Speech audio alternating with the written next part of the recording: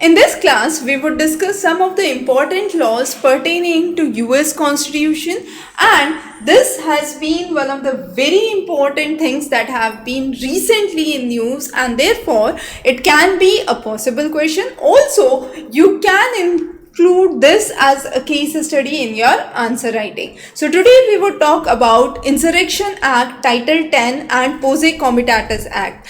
Now, Insurrection Act actually authorizes the President of United States to deploy military inside United States, and this could be on demand of the state, on discretionary power of the president, but the idea is to suppress any kind of rebellion, domestic violence, and to enforce law and order in certain situations. Now, this implements the authority of the Congress to provide or execute the laws which are meant for the center.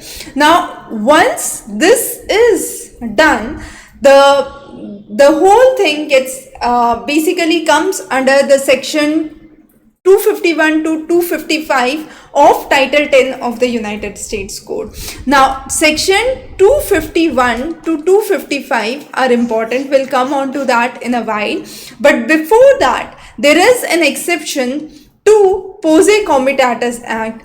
What is Posse Comitatus Act? Posse Comitatus Act is an act which says that federal military power is generally barred from participating into any civil law enforcement activity, and that is merely for the purpose that the liberty of the civilians must be maintained, and that is what is the basis for the Posse Comitatus Act. So under normal circumstances, the federal armed forces, the National Guard troops who have been called into the federal service would take part in the civilian law enforcement, and this actually reflects that military interference into any form of civilian could be dangerous to the liberty of an individual or the liberty of the civilians, and this holds under the Posse Comitatus Act. Now, once the Insurrection Acts are imposed, the Posse Comitatus Act gets suspended immediately, and President has the power to deploy the military to curb the rebellion in order to make the law and order conditions smooth in the region, right? Now, there are other acts in which Posse Comitatus Act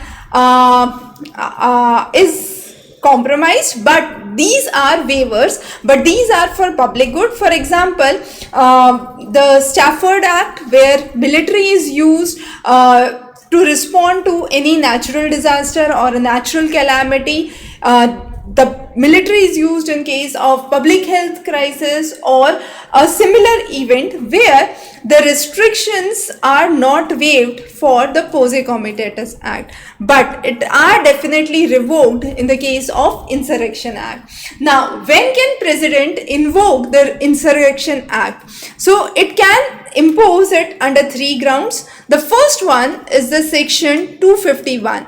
Under 251, the president can actually allow the troops to land into any state, given that the state legislature requests the federal agencies that we are in a need of immediate military support, and in that case, section 251 is used, where the state calls for a help from the federal agencies.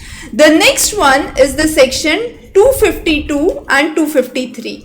253 has two parts, will come on to that, but 252 permits that the laws of the US would be under the authority of the president directly, and president has the power to actually suppress a rebellion whenever there is a unlawful obstruction or assemblage of people or a rebellion that has been raised, and this would be under section 252.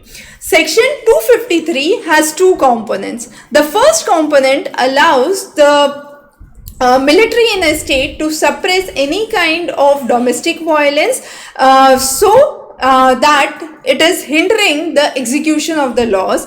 And this has been seen in the previous cases of JF Kennedy, in the cases of DD Eisenhower, where the deployment of troops were seen, specifically when the landmark judgment of Brown versus the Board of Education was seen in the United States. The second clause under section 253 of the Constitution says that President can deploy the troops if there is any rebellion, unlawful condition or conspiracy that opposes the execution of the laws, so that it impedes the course of justice. And this is where the law has been opposed or obstructed. However, in the first case it was not opposed or obstructed, right? So understanding these two differences under section 253 is important. Now, another important thing: Insurrection Act does not authorize martial law.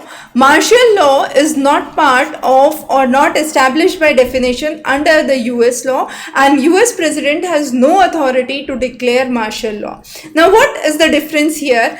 We would understand. So, under the Insurrection Act, it generally permits the military to assist the civilians for their authority, for their right. However, this does not take place in the case of martial law. So martial law has no established definition, and President in United States has no authority to declare martial law.